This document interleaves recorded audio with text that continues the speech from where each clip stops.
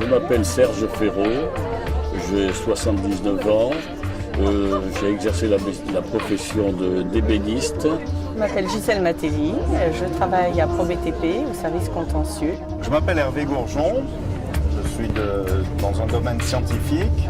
Donc moi je suis Laurette d'Almeida, j'ai 40 ans, je travaille avec les enfants placés de l'État, donc la DAS, de 14 à 17 ans.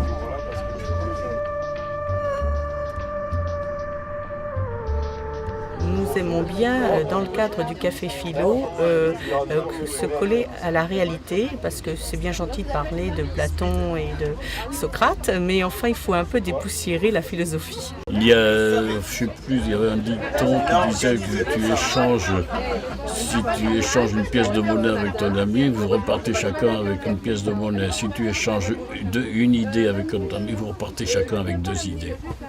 Voilà. Et c'est ça qui est enrichissant dans le dialogue. Notre sujet, c'est génétique et personnalité.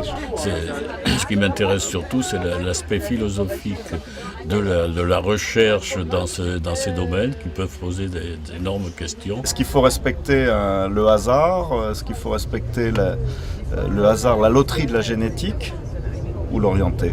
Dans le cadre de mon travail, donc génétique et personnalité, pourquoi ça fait écho? Parce que c'est des enfants qui sont... C'est un travail, je dirais, qui est imprévisible. C'est jamais, il n'y a pas de la routine. Donc on se pose la question, en tout cas moi je me pose la question, pour quelles raisons aujourd'hui ils sont comme ça et demain ou bien dans 2 minutes qui suivent, c'est plus les mêmes personnes. C'est par rapport à leur génétique, c'est par rapport à l'environnement ou bien par rapport à leurs amis. C'est des questions que je me pose tous les jours.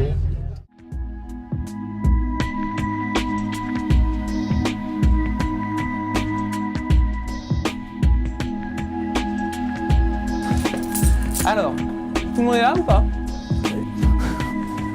Si on déroule une molécule d'ADN qu'il y a dans une cellule, ça fait à peu près 2 mètres de long, donc c'est quand même très grand.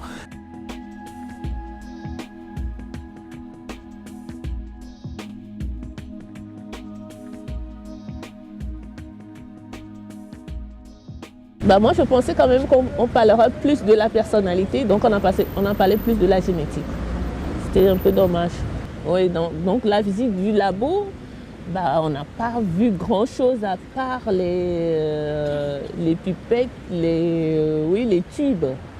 Moi, j'attendais voir les microscopes, plus de choses comme on voit dans les films américains. Peut-être c'est dans les films qu'on voit ça, mais dans la réalité, il n'y avait pas grand-chose. Dans les laboratoires de mes enfants qui vont à l'école, ils ont plus de choses que ça. J'ai été visiter l'école ici à Noisy, ils avaient plus de choses. Tous les aspects du sujet n'ont pas été évoqués, bien évidemment, mais ça je le subodorais déjà dès le matin. On ne peut pas avoir le beurre et l'argent du beurre, c'est-à-dire qu'effectivement, nous, au niveau du débat, on n'a peut-être pas pu poser toutes les questions, mais d'un autre côté, ce sont des gens qui ont quand même des compétences. La société ne les supporte pas malades tels qu'ils sont.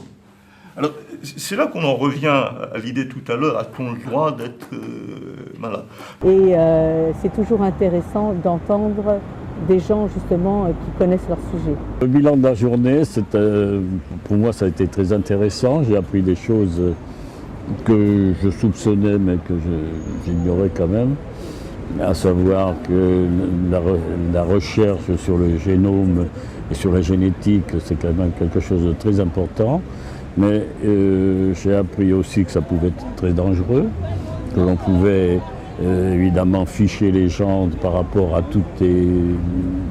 ce qu'on appelait autrefois des tares, qu'on retrouve dans le gène certainement des individus. J'aurais aimé voir à travers un microscope, voir ce qu'on voit, justement ces choses infiniment petites qui nous parlent, qui sont de l'ordre de je ne sais combien de millionièmes. Je crois que le vrai débat, c'est de savoir si, puisqu'on a des marqueurs génétiques avec nous, est-ce qu'il faut absolument les connaître et que toute la société les connaisse? Quel est le sens de dire à une personne, voilà, vous avez quelques centaines d'anomalies, alors, tiens, pour celle-là, il faut que vous mangez du brocoli, pour l'autre, il ne faut pas que vous en mangiez, ça ne présente pas grand intérêt. Tous les débats de type café philo ou débat philosophique ne font qu'ouvrir des questions, ne répondent jamais pleinement aux interrogations qu'on avait. Dans ce sens, le débat est pleinement satisfaisant parce qu'il posera d'autres questions.